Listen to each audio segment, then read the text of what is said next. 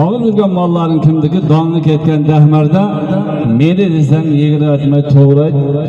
Bayısında bağlı yurgan bu mallar kimdiki de soraya pancayık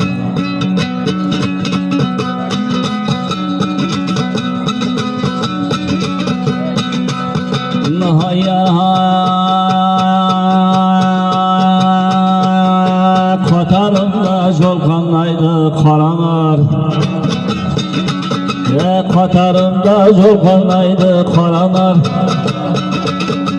Aytar gapga quloq solsa sen joppar Yegiri aytmay to'g'ri aytadongi ketgan boysin elga dahmada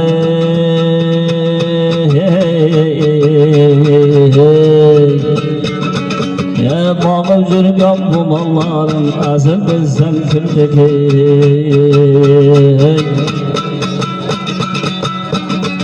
Ben tanıdım mallarımdan yenini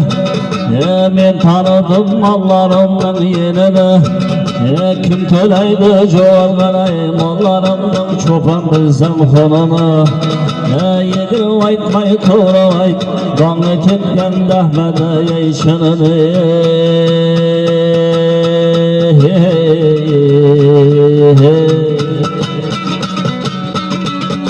Dağını ketken boysin eldə dəhmərdə Bağıb yurgan bu malların asıl bilsen kimdiki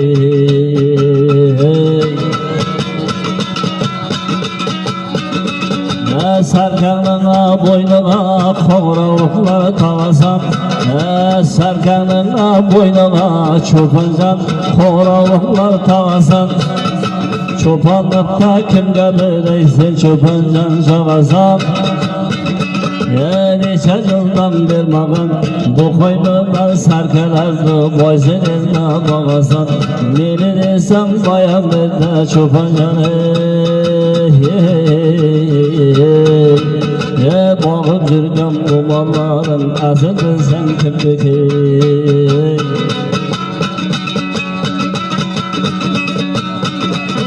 Mollalara okuydu da zerimden zaberdi Mollalara okuydu da zerimden zaberdi